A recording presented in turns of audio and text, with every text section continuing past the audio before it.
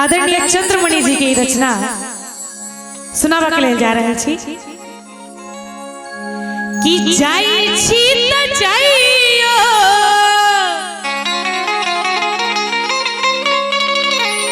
जाई छी त जाइयो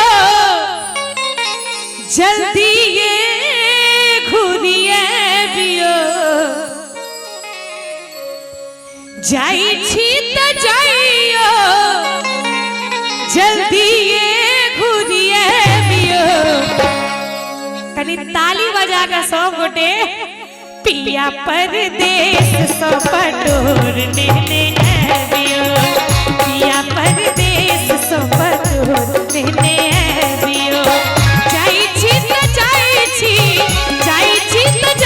छी जल्दी ये घुरिए बियो पिया परदेस सो पटोरने ने आबियो पिया परदेस सो पटोरने ने आबियो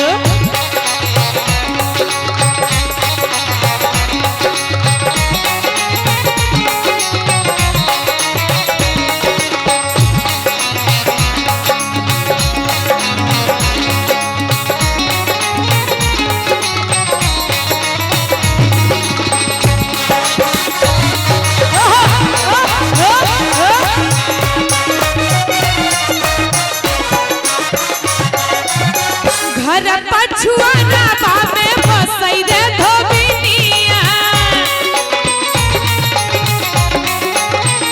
घर पछुआना बामे बसई रे धोबिनिया एक गोन सारी एकरा बाजे सकरो दुनिया साड़ी संग साया लहरदार ने आबियो पिया परदेस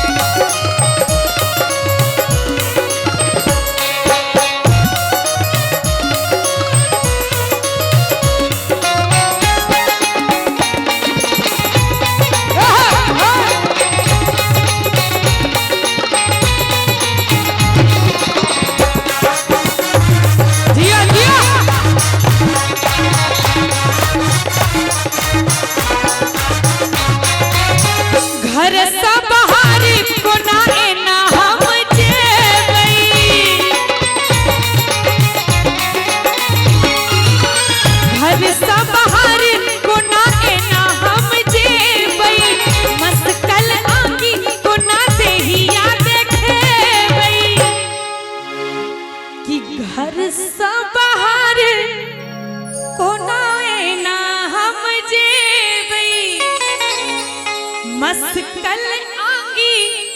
कोना देहिया देखेबई आंगी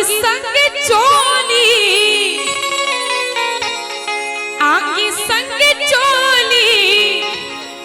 बूटेदार ने आबियो पिया परदेस सो पटोरने ने आबियो पिया परदेस सो पटोरने ने आबियो जाई छी त जाई छी जल्दी ये घुरिए बियो पिया परदेस सो पटोरने ने आबियो पिया परदेस सो पटोरने ने आबियो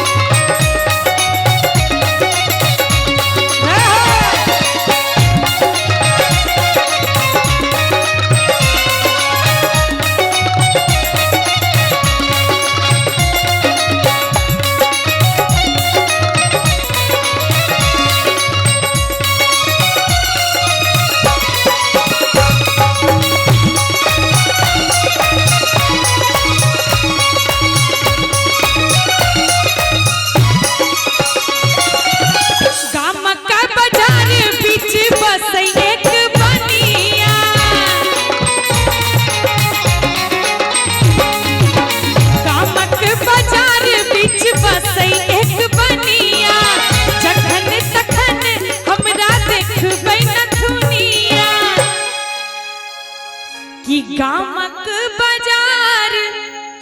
बीच जखन तखन हमरा देखबै नथुनिया नथुनी के संगे